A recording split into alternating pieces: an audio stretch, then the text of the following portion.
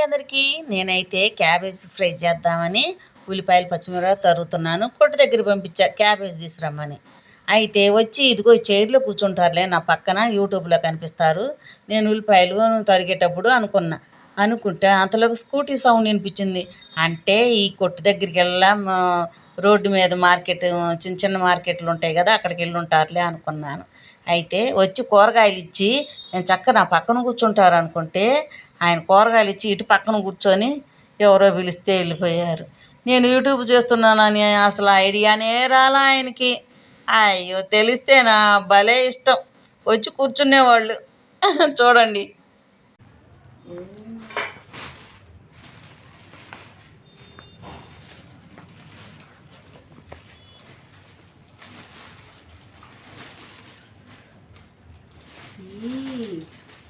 వాళ్ళ దగ్గర పండిన కాయలు క్యాప్సికం, నిజమైన క్యాప్సికం పండినవి కావు. చెట్టుకు పండే క్యాప్సికం కలర్ వేరు. ఇవేమో పచ్చివి, ఇవి పచ్చి, ఇదిగో పచ్చివే ఇలా పండుతాయి. అలాంటివి కావాలన్నా నేను.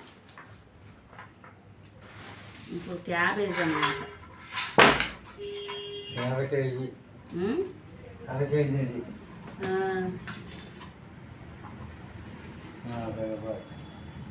నలభయా? ఇంకొక మంచి ఇవన్నీ పాడైపోయినాయి అన్నీ ఇలా తీసి నేనే తీసింది. అన్ని అంతే చిన్నయే, పెద్దగా లేవు. సైజ్ అన్ని ఇక్కడే వచ్చినాయండి కోసం. ఇంతలా ఉంటాయి కదా చిన్న కుమార్.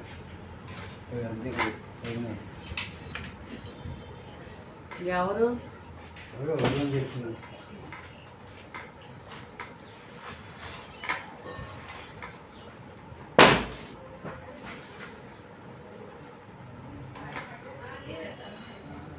క్యాబేజీ ఫ్రై అంటే నాకు చాలా ఇష్టం.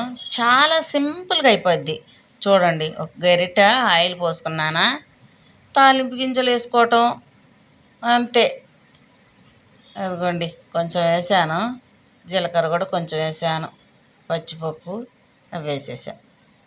ఇంకా చిట్టపట అనగానే ఇంకేం చేయాలి, ఉల్లిపాయ పచ్చిమిరపకాయలు వేసుకోవాలన్నమాట.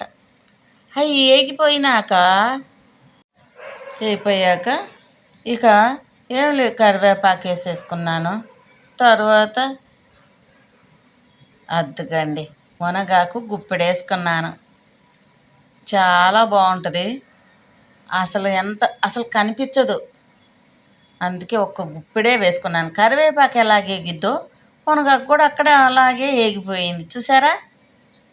చూసారా, మునగాకు కరివేపాకు ఏగిపోయింది. తర్వాత అర స్పూను అల్లం వెల్లుల్లి పేస్ట్ వేసుకున్నానండి.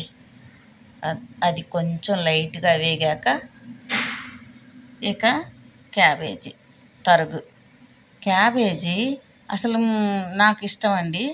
పోతే కత్తిపీటతో తరిగేదాన్ని, సన్నగా భలే తరిగేదాన్ని.